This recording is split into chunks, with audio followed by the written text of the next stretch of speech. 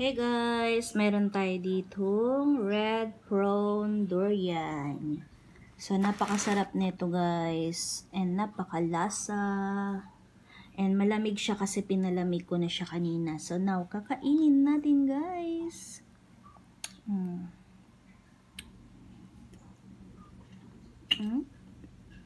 sarap.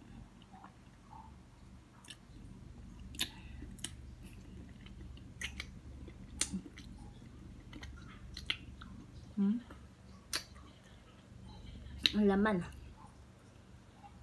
Pero syempre, hindi tayo babanat nito na dadamihan, no? Kasi nakakainit pa naman ito ng katawan.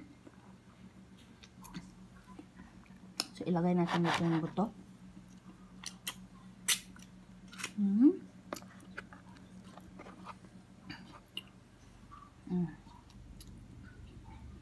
Sarap.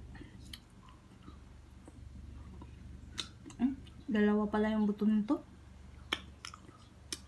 Tingnan nyo guys. Dalawa yung buto.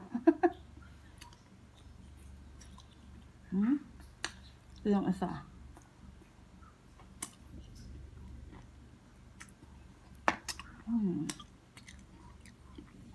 Ang lasa niya guys.